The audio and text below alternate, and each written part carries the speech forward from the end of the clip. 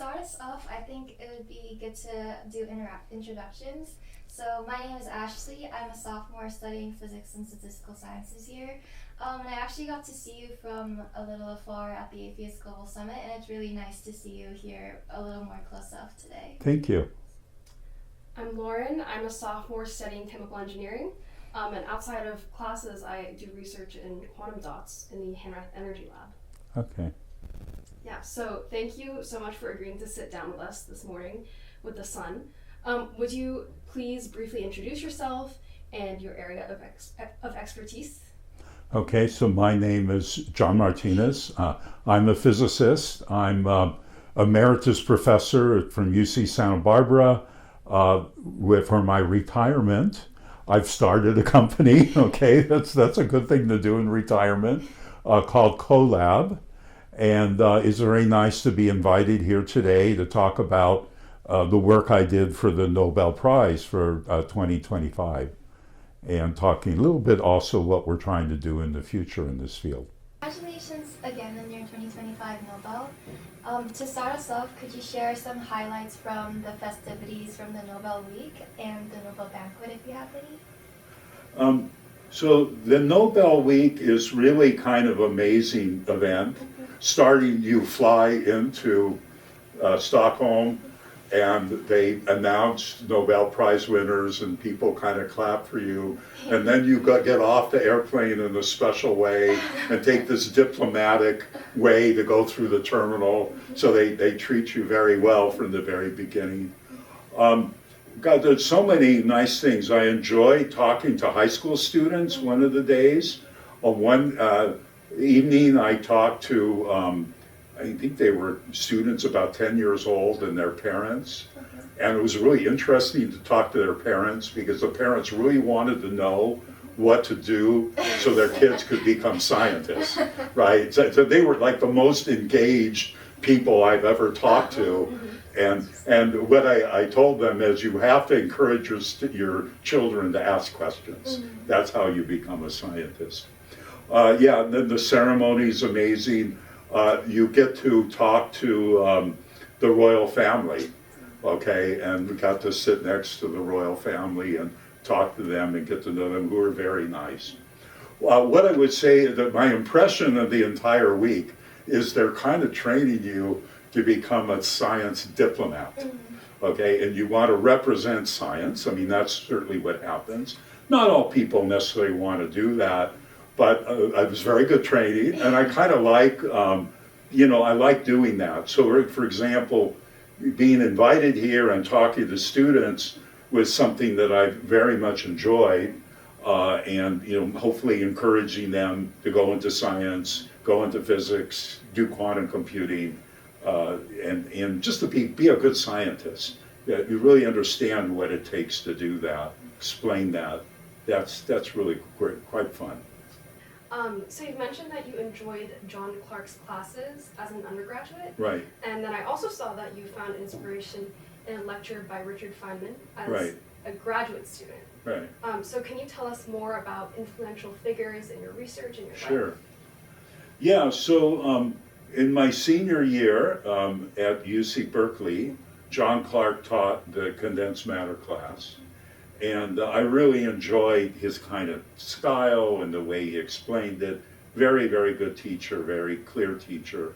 And yeah, actually, it was great when we got to superconductivity, he explained what's called the BCS theory of how superconducting works and was able to go through that. I thought that was really great.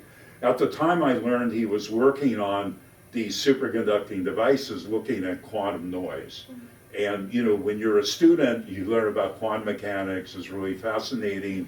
That's kind of a subject you want to learn more about. My hobby was electronics. It's still electronics. And that kind of combined my hobby with, quantum mechanics in a way that was really interesting. So while I was doing the thesis experiment and we were getting some good results, we were invited to a workshop at UC Santa Barbara, in fact. So that was very nice, and Santa Barbara was a great place to visit. And as the final lecture of the workshop, Richard Feynman gave a talk, which was, of course, very exciting for all of us. and he was talking about quantum computing. So that's where I first learned about quantum computing. So it was an interesting lecture. I'm going to say that I didn't quite understand everything that he was saying. Feynman's known to be a very clear lecturer, and it certainly was exciting, and he showed a lot of passion for it. But I would say the concepts then were still a little bit being developed. But what was very impressive is after the lecture, everyone, of course, had lots of questions for him. So there were just a mob of physicists, surrounding him asking questions. And being, a lowly graduate student, I was like far enough away that I really couldn't hear what they were saying. I felt really bad. But what I learned is that it was a great topic, a great question, that, there's a ton of things to understand in the thing, and that, eventually this would make a great line of research to go into. It took a few years to, develop that enough, and there was then a funding available, after some time to do that. But, that very much got me interested in the field. Yeah. What are the grand challenges for building reliable quantum computers? So, we've come a long way, and I've been doing this 40 years in essence, and seriously for, let's say, 20 years or so. And many other people around the world has done that and contributed. So, we're making steady progress over the decades, and we're now at a point where we can maybe start seeing when we're going to build some useful systems. We're building systems right now that were kind of almost inconceivable 20, 30 years ago. So it's really kind of amazing.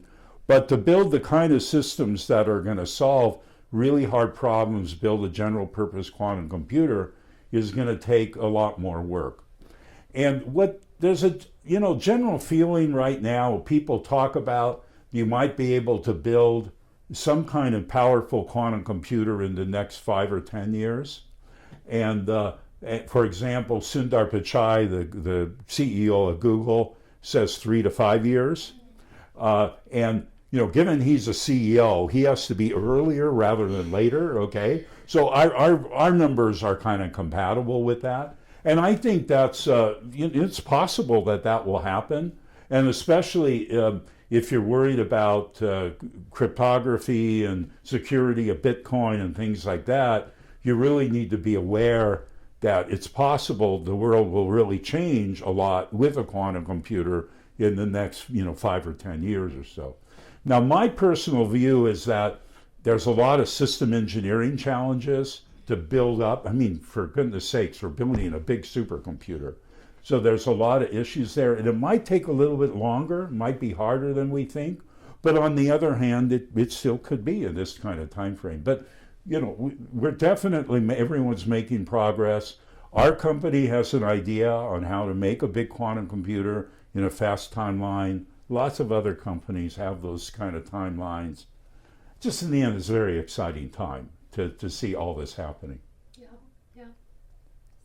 So you've mentioned that you have been working in kind of the same field for 40 years and you're still learning about new things. We were wondering what has your long career in research and kind of now developing a company has taught you about lifelong learning, and what advice do you have for young people or undergraduates about being a better learner? Just in terms of talking to students about this, you're learning a lot right now, and it's hard to take that all in. And if you go into business, you're still going to be learning. If you go and do a postdoc, there's still lots of things to learn. But you're in a professional occupation where your job is to learn for your entire life. And what's nice is you want to master what you're learning right now, because that's the foundation of your career. But through your career, you're going to have a chance to learn many other things, maybe different technical fields if that's what you're doing. I've learned a lot about fabrication in the last few years as we worked with these semiconductor fab companies. You learn about business, you learn about management, engineering, And this is what makes our job so exciting, is because we're constantly doing that. And the more experiences you have, the more you learn. You can then start connecting these together in your own unique way to become much more useful and powerful than when you first came out of college and just had your knowledge of your certain specialty. I really enjoy really understanding something very deeply and having a good physics intuition feeling for how it works. And that way we can, plan for what we need to do in the future better. Yeah, that's a feeling I enjoy too as a student. So as we're approaching the end of our interview, what are you most looking forward to in the near future, either in your personal life or your professional life? Besides my dance class on Saturday? Okay. That, yeah. What's happening right now is the group, we're doing some new fabrication. We've been working on it for a long time, and we've had some really nice breakthroughs in the last few weeks.